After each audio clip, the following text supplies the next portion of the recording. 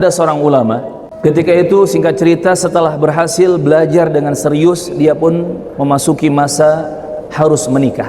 Dan singkat cerita keluarganya membantu dia untuk mencari jodoh. Dapatlah jodoh dari kalangan Bani Tamim. Dan di kalangan orang Arab, bahkan di zaman itu, orang-orang Bani Tamim itu terkenal dengan kerasnya. Kemudian singkat cerita terjadilah pernikahan antara ulama tersebut dengan istrinya. Di malam pertama mereka mulai memasuki kamar pengantin. Ketika sang ulama ini hendak mendekati istri sahnya, istri halalnya ini, baru saja melangkah beberapa langkah, sang istri sudah menahan. Mohon maaf, tolong berhenti. Engkau sekarang memang suamiku dan aku halal bagimu. Namun sebelum jauh melangkah, aku ingin berbicara. Di pikiran ulama tersebut, benar kata orang Bani Tamim ini memang orang yang keras-keras. Baru saja melangkah beberapa langkah untuk didekati sudah menahan, sudah menolak. Namun ternyata salah sangka. Kata istrinya, wahai suamiku, sekarang aku adalah istrimu, aku halal bagimu. Namun sebelum jauh melangkah, aku ingin berbicara. Beritahukan kepadaku apa hal-hal yang engkau sukai, dan aku akan berusaha semaksimal mungkin untuk memenuhi segala apa yang engkau sukai. Dan beritahukan kepadaku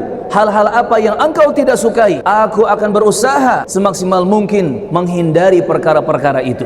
Subhanallah. Lihat jamaah rahimani wa rahimakumullah, seorang istri yang salihah, istri yang tumbuh dididik dengan syariat Allah dan Rasulnya, istri yang dibungkus dengan ilmu syar'i, ilmu agama yang benar, maka dia akan menjadi penyejuk hati dan penyejuk mata untuk suaminya, bahkan untuk keluarga besar. Akhirnya singkat cerita, sang ulama ini pun sebagai suami menceritakan dan menyampaikan perkara-perkara apa saja yang dia sukai dan yang tidak dia sukai. Selesai obrolan, kemudian sebaliknya, akhirnya sang suami pun bertanya, sekarang giliranku wahai istriku, sebutkan perkara-perkara yang kau sukai agar aku bisa memberikannya, dan sebutkan perkara-perkara yang engkau benci agar aku bisa menjauhkan. Lihat jamaah rahimakumullah, dari awal pernikahan itu harus dibangun dengan komunikasi yang bagus, harus dimodali dengan komunikasi yang indah, yang asyik.